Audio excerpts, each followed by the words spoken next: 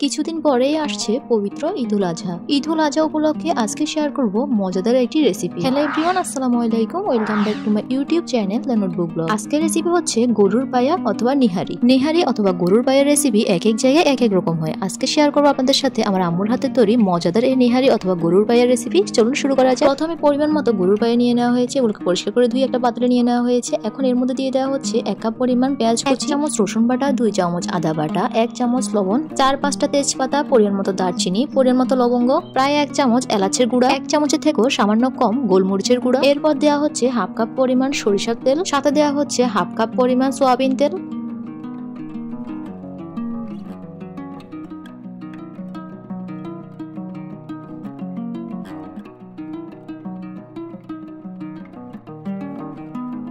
এই পর্যায়ে দেওয়া হচ্ছে 1 চামচ হলুদের গুঁড়া, 1 চামচ মরিচের গুঁড়া, 1 চামচ ধনিয়া গুঁড়া, 1 চামচ জিরা গুঁড়া। এই পর্যায়ে কয়েকটা কাঁচামরিচ ভেঙে দেওয়া হচ্ছে। যেহেতু এখানে গোলমরিচের গুঁড়া, লাল মরিচের গুঁড়া ইউজ করা হয়েছে, তাই কাঁচামরিচটা আপনারা আপনাদের ঝাল অনুযায়ী বাড়িয়ে কমিয়ে দেবেন। এরপর এর সাথে দিয়ে দেওয়া হচ্ছে গরম পানি 4 থেকে 5 মগ। এরপর সবগুলো উপকরণ গরুর পায়ার সাথে ভালো করে মিক্সড করে ঢাকনা দিয়ে ঢেকে দিতে হবে 1 ঘন্টার জন্য। 1 ঘন্টা গরুর পায়াটা ভালো করে কষাতে হবে। এর মাঝে কিছুক্ষণ পর পর গরুর পায়াগুলো নেড়ে ছেড়ে দিবেন। যারা আমার চ্যানেলে নতুন, আমার ভিডিওগুলো নতুন দেখছেন, এখন আমার চ্যানেলটি সাবস্ক্রাইব করেন নাই, তারা অবশ্যই আমার চ্যানেলটি সাবস্ক্রাইব করবেন।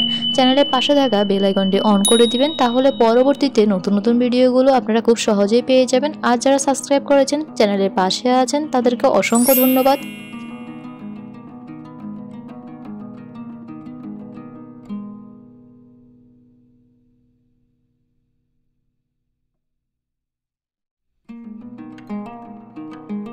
1 ঘন্টা গরুর পায়া প্রপার ভাবে কষানোর পরে এই পর্যায়ে পরিমাণ মতো পানি দিয়ে দিতে হবে। পানিটা কিন্তু গরম হতে হবে। পরিমাণ মতো গরম পানি দিয়ে আবার ঢাকনা দিয়ে ঢেকে দিতে হবে। ঢাকনা ঢেকে দিয়ে আরো 1 ঘন্টা পর্যন্ত গরুর পায়াটা কষাতে হবে। 1 ঘন্টা কষানোর পরে এই পর্যায়ে গরুর পায়ের সাথে পরিমাণ মতো গরম পানি দিয়ে দিতে হবে, যেটা পরবর্তীতে রান্না শেষ হলে গরুর পায়ার ঝোল হিসেবে থাকবে।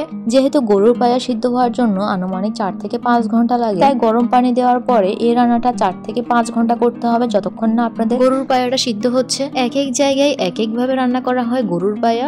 এই রেসিপিটা একবার হলো ট্রাই করে দেখবেন। আশা করব আপনাদের পরিবারের ছোট বড় সকলের খুবই ভালো লাগবে। এই পর্যায়ে একটা বাটিতে 1 থেকে 2 চামচ পাকা তেঁতুল নেওয়া হয়েছে, এর সাথে সামান্য পরিমাণে পানি দেওয়া হয়েছে। এখন হাতের সাহায্যে তেঁতুলটাকে ভালো করে চটকে নিতে হবে। তেঁতুলের বিচিটা ফেলে দিয়ে তেঁতুলের কাঠটা বের করে নিতে হবে। 4 থেকে 5 ঘন্টা পরে যখন গরুর পায়াটা প্রপার ভাবে সিদ্ধ হয়ে যাবে, তখন এর মধ্যে তেঁতুলের কাঠটা দিয়ে দিতে হবে। এরপর গরুর পায়ার সাথে ভালো করে মিশিয়ে নিতে হবে। এই পর্যায়ে আপনারা চাইলে এখানে তেঁতুলের কাঁধের পরিবর্তে লেবুর রসটা ব্যবহার করতে পারেন। এই পর্যায়ে গরুর পায়া অথবা নেহারি প্রপার ভাবে তৈরি হয়ে গিয়েছে। এখন পেঁয়াজের বেরেস্তা দিয়ে গরুর পায়াটা সার্ভ করে নেওয়া হচ্ছে। আপনারা আপনাদের পছন্দ অনুযায়ী এবং সুবিধা অনুযায়ী সার্ভ করে নিতে পারেন। এই গরুর পায়াটা রুটি অথবা পরোটা দিয়ে খেতে অসাধারণ।